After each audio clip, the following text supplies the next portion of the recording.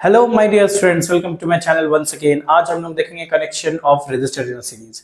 इसका derivation exam से बहुत ही ज्यादा बार पूछा गया है और तो इसका डेरिवेशंस को भी हम लोग आज देख लेते हैं। ठीक है, तो बहुत ही सिंपल वे में इसे समझेंगे, कोई टेंशन नहीं लेंगे और ये सवाल जरूर आपके एग्जाम्स में पूछा जाएगा।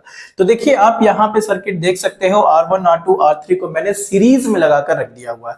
मैं एक बार फिर से बता देता हूँ सीरीज कनेक्शन क्या होता है। सीरीज कनेक्शन वैसे कनेक्शंस को बोलते हैं जब वन आफ्टर अनदर किसी का कनेक्शन होता है। ठीक है, होता है ना, अगर मैं एक ट्रेन बना लेता हूं तो एक लड़का एक हाथ पकड़ा हुआ, दूसरे का हाथ पकड़ा हुआ, तीसरे का हाथ पकड़ा हुआ, तो वन बाय वन ऐसे करके चलते हैं। You can say the train के जो बॉक्स होते हैं वो भी सीरीज कनेक्शंस होते हैं। ओके, तो ये सारे हमारे सीरीज कनेक्शंस है। और सीरीज कनेक्शंस में जो आपको एक चीज बात ध्यान में रखना है कि सीरीज कनेक्शन में करंट डिवाइड नहीं होता है।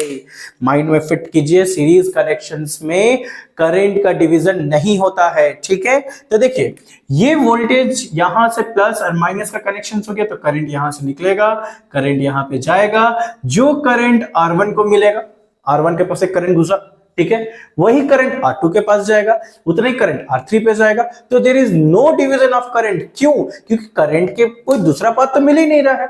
सीरीज कनेक्शन में तो सीधा पाथ है, अगर कोई दूसरा पाथ होता तब ना वो डिवाइड हो जाता। ठीक है, तो कोई दूसरा पाथ तो मिल नहीं रहा, तो यहां से I1 इधर भी आई, इधर भी आई, सब जगह I करंट पहुंच जाएगा। ठीक है, उसके बाद मगर हर रेजिस्टर्स में कुछ ना कुछ वोल्टेज ड्रॉप जरूर होंगे।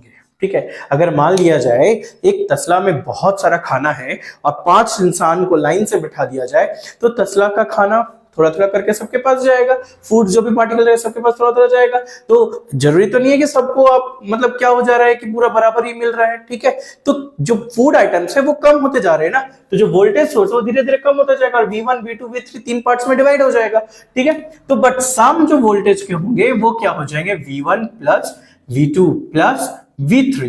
क्लियर है, और I करंट जो इधर से निकला है इधर से भी I ही जाएगा। ठीक है, तो चलिए हम लोग देख लेते हैं यहां पे voltage drawn by the circuit, और बोल सकते हो और according to Ohm's law.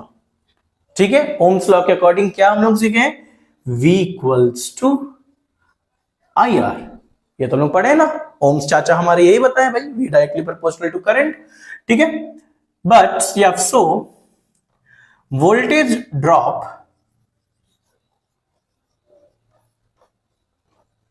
Eight resistance R1, यहां कितना वोल्टेज ड्रॉप हो रहा है भाई, V1 हो रहा है, and this V1 is equals to IR1।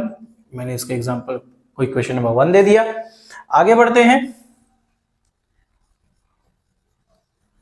Voltage drop at resistance R2, second resistance में कितना वोल्टेज ड्रॉप होगा, V2 ड्रॉप हो रहा है भाई, फिगर में देख सकते हैं, V is equals to IR2। Equation number 2, voltage drop at resistance R3 that is V3 is equals to IR3। Equation number 3, 3 equation आ गए हमारे पास। बट मैंने यहां पे क्या बताया, V equals to V1 plus V2 plus V3 है भाई। ठीक है, तो हम कर सकते हैं ना, V equals to V1 plus V2 plus V3। V equals to V1 का वैल्यू पुट कीजिए, IR1 IR2 IR3। ठीक है, एंड V का formula according to Ohm's law क्या रहता, IR। तो मैं इसे इक्विवेलेंट डाल देता हूं, विच इज इक्वल्स टू, यहां से I common, R1 plus R2 plus R3, I cancel, R equivalent is equals to क्या आ गया, R1 plus R2 plus R3. So this is the equivalent resistance for a circuit when the resistance are connected in series. तो हम बोल सकते हैं that is R equivalent is equals to R1 plus R2 plus R3. ठीक है। तो ये जो डेरिवेशन है आपके एग्जाम्स में जरूर आएंगे, ठीक है। तो इसे आप लोग देख लीजिए, अच्छे से समझ लीजिए और बोर्ड्स तक के प्रिपरेशन के लिए हमारे चैनल को सब्सक्राइब जरूर कर दीजिए। All the best.